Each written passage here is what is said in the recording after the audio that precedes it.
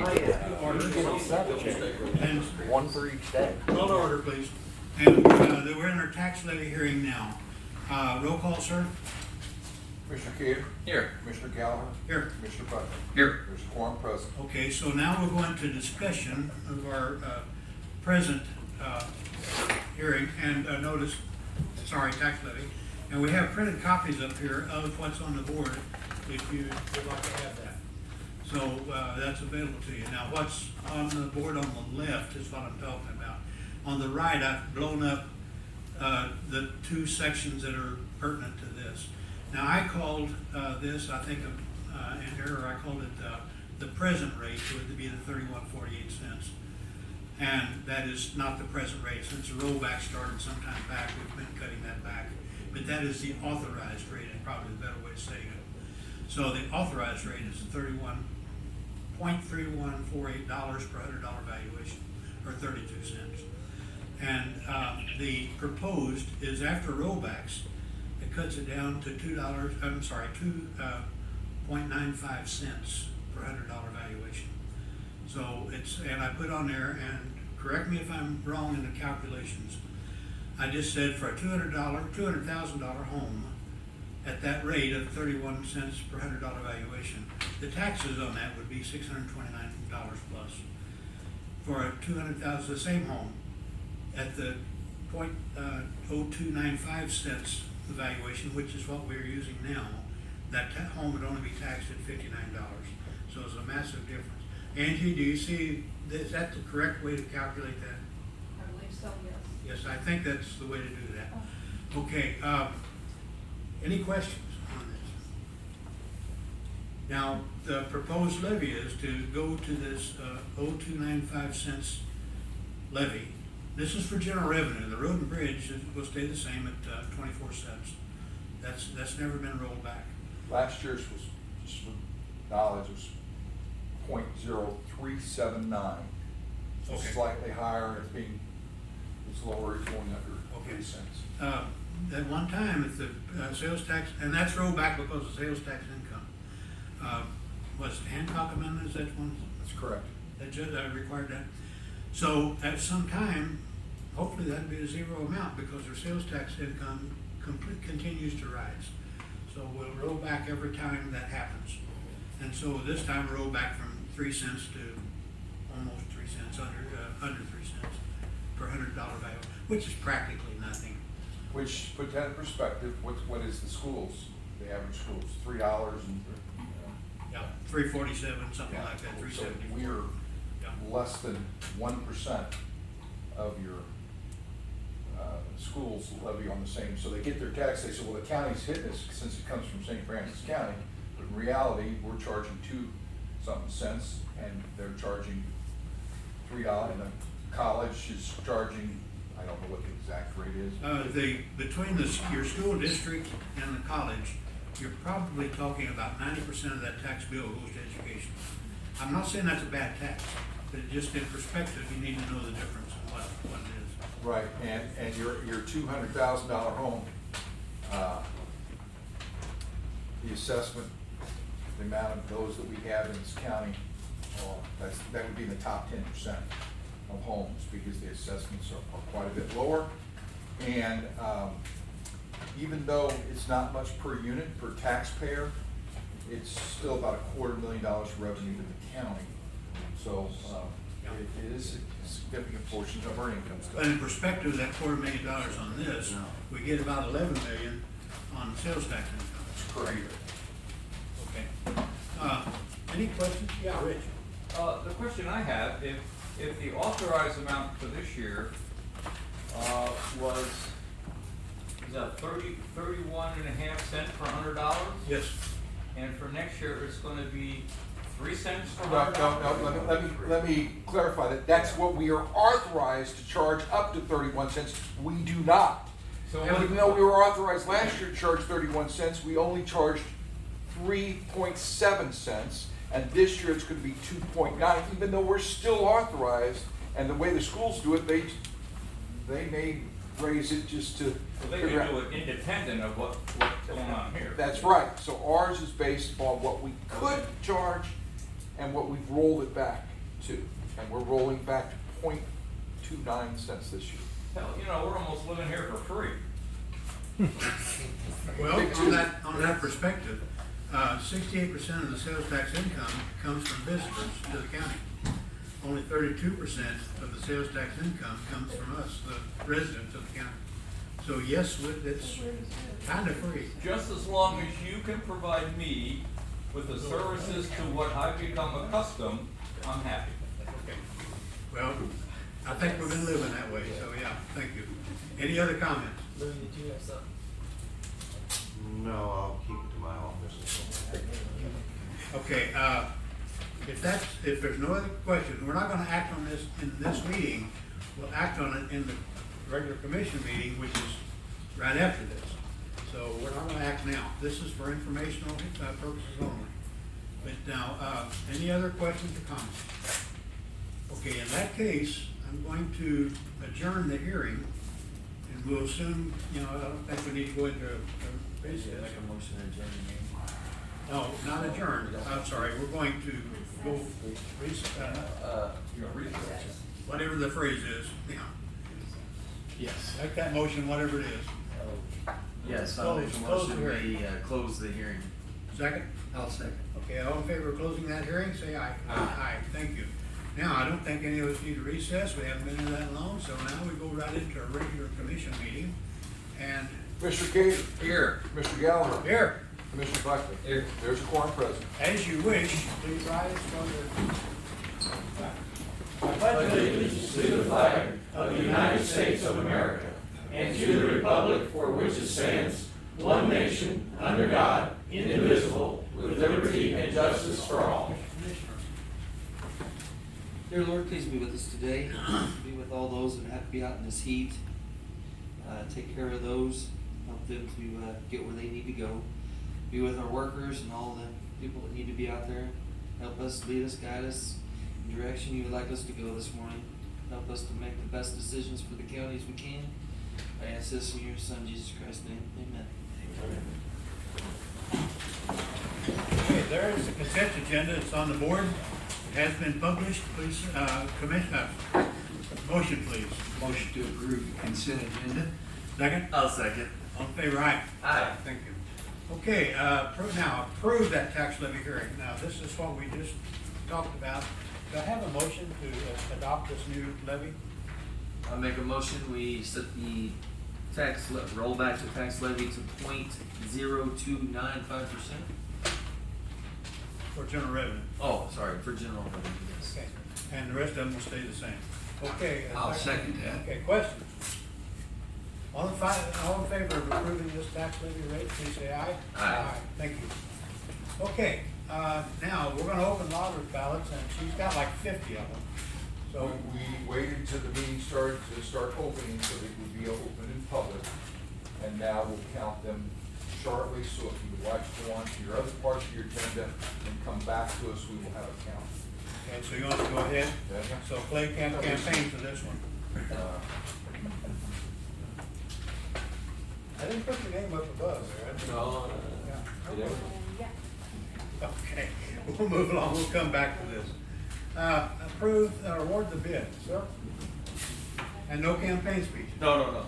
This was, a bid that we opened at last Tuesday's meeting for our used motor grader. We only received one bid. Road and Bridge Department with our mechanics, we went up there,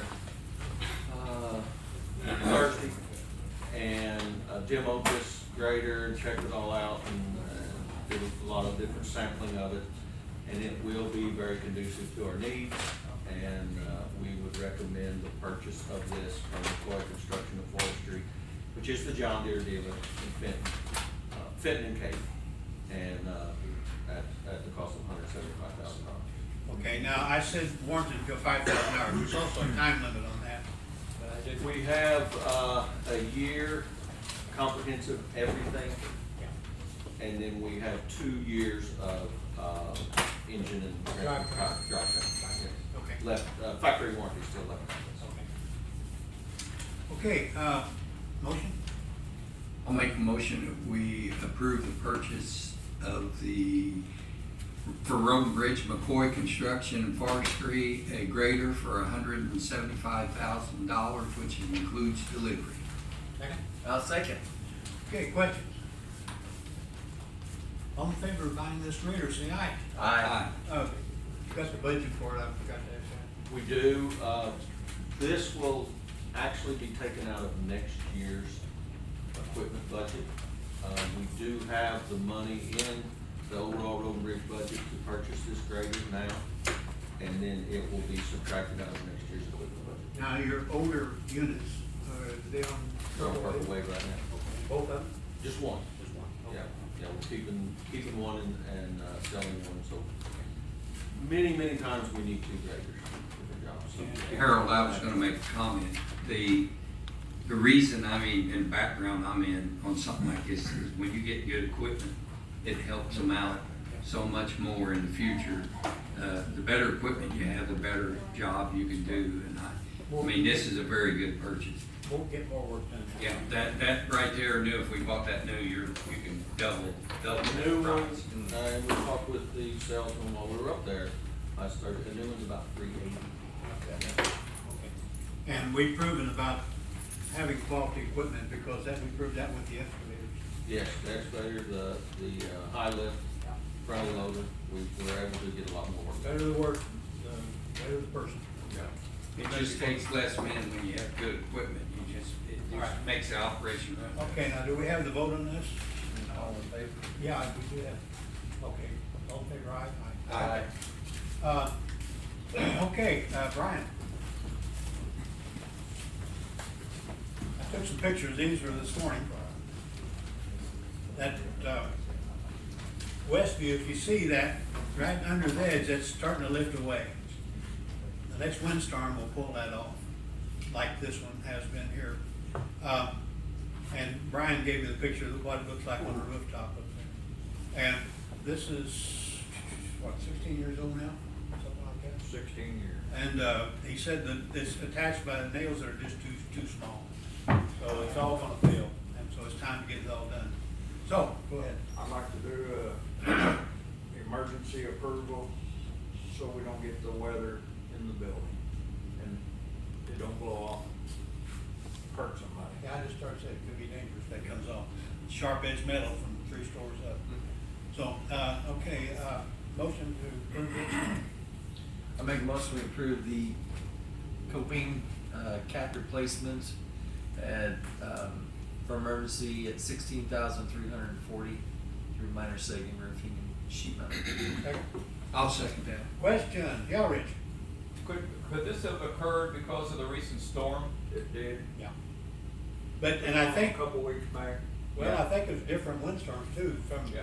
the north to the west side. Yep. So it's all getting weak.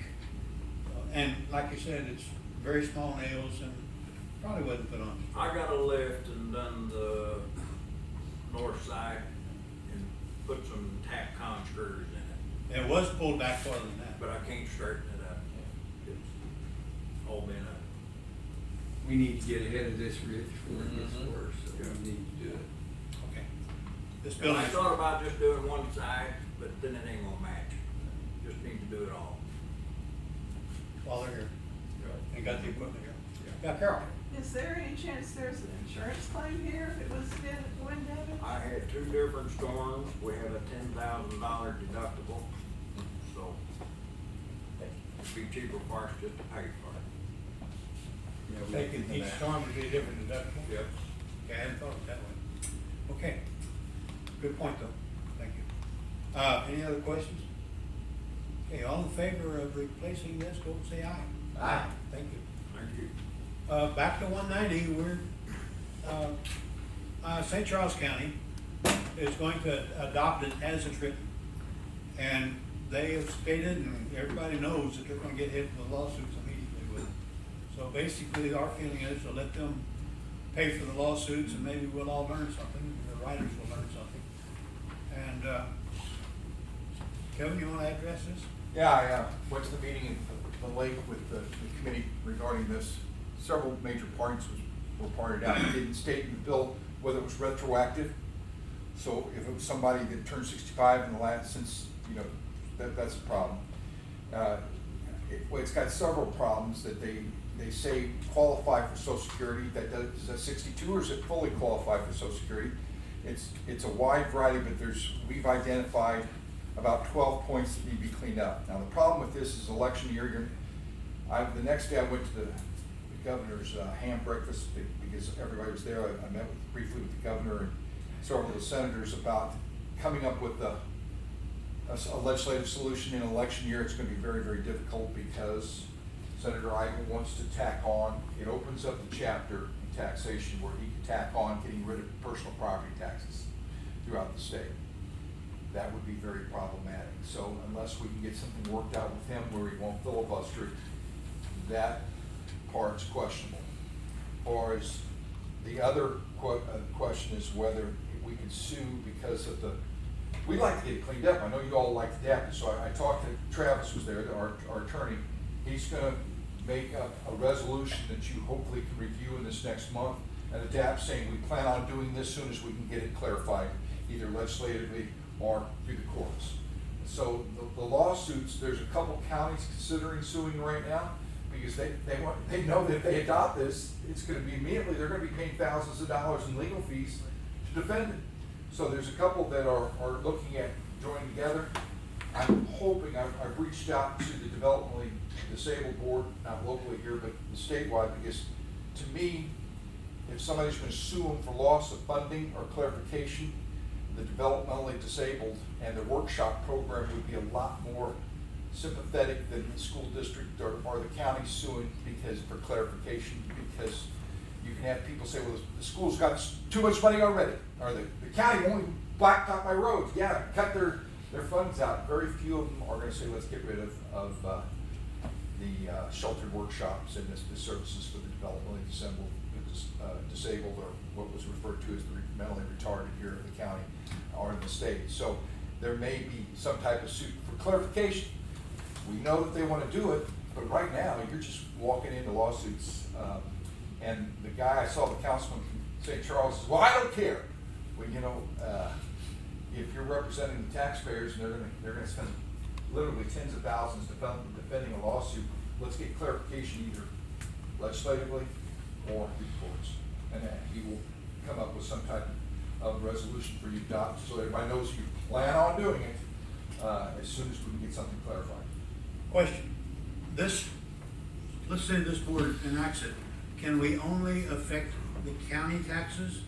Can we do the school taxes? That's probably the broadest interpretation, is that the only reason that you would pass it, and the legislature would have passed it, was the broadest interpretation, which says that you have the ability to, since they have the ability to affect your taxes, that they've given you the ability to stop the Senate Bill 40 people, the schools, the community, anybody that gets part of the real estate tax. You have the ability, when you do make an action, when you do adopt the permanent thing, that you're going to take the money away from them or any future growth.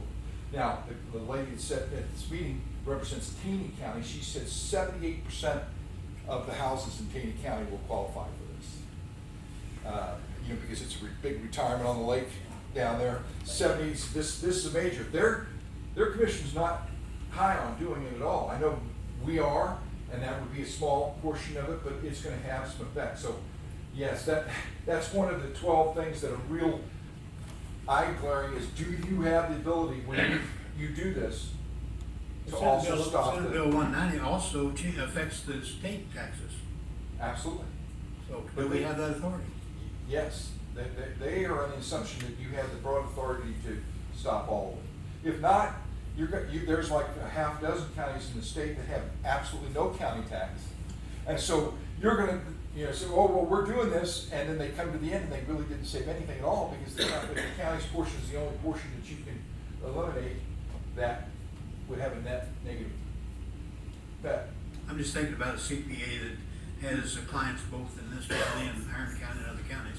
And one of the counties enacts it affecting state taxes, the other does not. So he's got to have all those different rules there. We've got Zoom meetings every week, hopefully to come up with some proposed legislation, even though we're not optimistic that the legislation has to go through.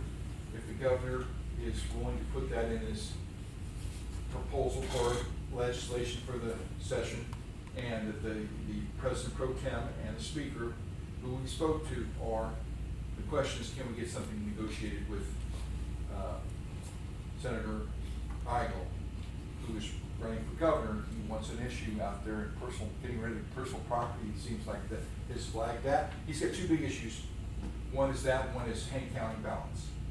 They had another meeting this week where both Ashcroft and them were talking about the Hank County balance, which I think the people should know about. And the other thing that, another candidate, I mean, we have people running for Secretary of State. We need to ask these people when they come around and introducing themselves, how do you feel about Hank County as opposed to letting a machine do it? Is that, another question is, Secretary of State Ashcroft the other day alluded to central committees that they have the ability to decide whether somebody's qualified to put on the ballot as a Republican or Democrat or Libertarian. To me, that's dangerous. I'm not going to know that lawsuit. If there's going to be a litmus test and say, no, you're not really a Democrat. And so therefore, the Central Committee is not going to let the county clerk put your name on the ballot as a Democrat. And that's what he thinks should be done. You're talking about opening up a can of worms, you know. Which kind of Republican are you talking about? You know, you're talking, you know, anyway. That's the entry. So there's a lot of, as these people come around, because they're coming around, this next week I see some we're going to be in town. We need to ask where they stand on some of these issues, because that's going to have an effect on this county, whether it's taxation or whether, you know, it's Hank County ballots. One of the counties did it this year, so they would never do it again. And most of their poll workers said, we're not going to stay all night and, you know, count Hank County. They did that voluntarily. They did it voluntarily to see, in the April, to see, which is only usually about 20% turnout is in the August and the November, and they couldn't get it done. And our machine counting has been audited and checked and proven. We check it every time, before and after.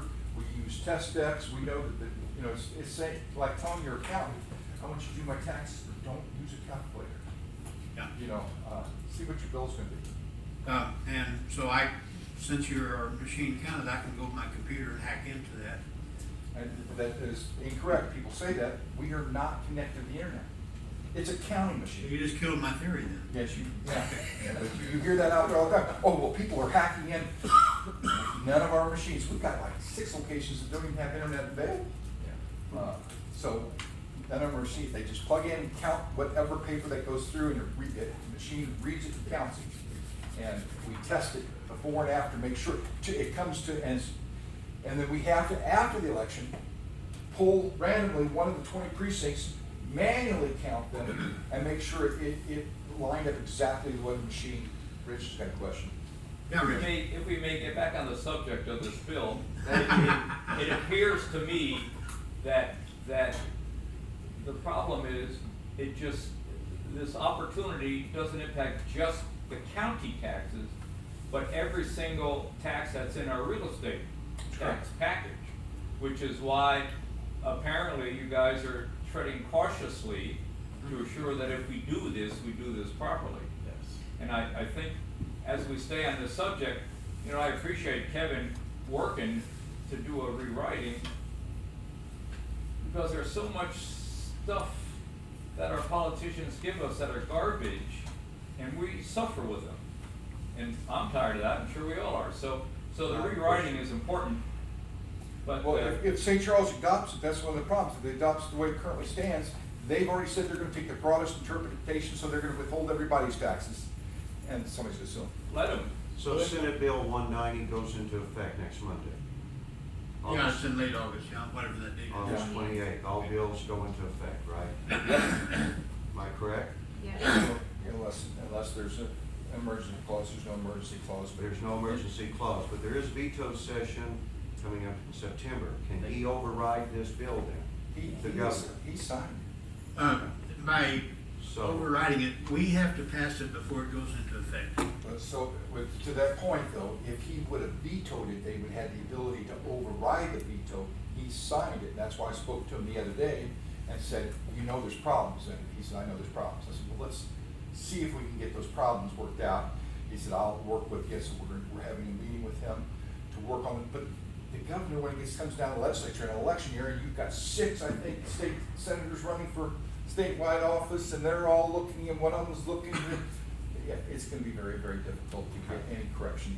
Basically, we don't want to subject our current, our residents to the issues that will be caused by passing this. Now, our attorney was there and said, if you do it right now, you just better plan on lawsuit city. That's why we passed and come up with the resolution stating, because I have that there's a bunch of commissioners that aren't gonna adopt this around the state. But if you all are planning on doing it, just to declare, we're planning on doing this probably after 24, when the reassessment takes place, and by that time, either legislative or legally. I've been talking to Travis about this, and I have a draft of his resolution now. Okay. Being a railroad worker too, I probably will never get that, will I? Railroad workers will sue, and so will teachers, because neither one I don't qualifies qualify for Social because of the Security. way that it's written. Okay, moving on. Next week, right here. Can we go back to the account for the loggers? Yes, thank Clay, you. Clay will be the representative. Okay, do you have a total? Lot to quite a bit to Carly Ann. Can we have His 65s, I think, Corey's were like 38, something like, it's not close. Now, the point is And that this is a 4 hand count people voted for me. compared to a machine count. This is a hand count compared to a machine count, so you get the questionable outcome here. That's correct. As long as I know it's more than 20 votes. Okay, other business, And if anybody anybody got wants to see him afterwards, we'll have him there. correspondence? There's quite a few people called in about the storm. They did a great job on removing the stuff. They are very happy. Thank you, and I just want to make that a point to let you guys know that. That storm was 2.5 weeks ago, Yes. and we will finish our cleanup today. Well, great job. That's all I got to say. It's, we basically put everything on hold for 2 weeks. And a lot of calls. Thank you. Okay, the striping will be done in the parking lot this evening, and I want to publicly issue our thanks to the surrounding properties that allowed us to park on their sites during this time. It really went flawless, I think. So I appreciate that, and our neighbors are good neighbors. About the striping? Well, if, the striping will be completed this afternoon, and, I told basically the contractor, we're opening it before 8 o'clock tomorrow, no matter what goes on. So it will be open tomorrow, but it will be striped today. Now, there are still concrete curbing that will be placed on the street side, along the sidewalk. That will be done at a later date. They just don't have them. They had to order them and they'll be delivered. Along that street and along Spring Street. That's because the sidewalk was higher, and you used that as the curb before. Right, and now the pavement is level in the whole, on every sidewalk and the entrance into the annex now, it's all level. But you have curbing here. We do, they installed that this morning, and the purpose of that was for water deflection. Right. To get water to run down into the drain and not out across the sidewalk, since there is no lift there now. But there will be concrete curbings put at each parking stall there, so that people don't back into the asphalt curbing and tear it up. And then they will be up on the other street as well, just because it's all level, there's no lift, and that will stop them then. Now, when they come in, we wanted to, well, I think the commission desired for the parking lot to be open tomorrow. So once the concrete curbings come in, they will be installed at a later date, and all we'll have to close is the parking stalls along the street and still in the center of it. So that will probably be in a week or two that will be done. But the striping will be completed today, and it'll be open tomorrow. And the striping will go in as it was, and not angled.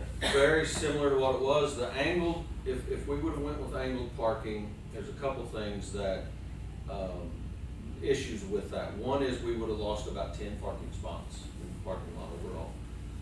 Another is for fire code and fire trucks, it has to be a 26-foot lane in front of the building as well as accessing into the parking lot for that. So if we would've put angled parking in, it would've been one-way traffic on 2 of the lanes. and it would have restricted the width of, the access for the fire trucks for the fire code.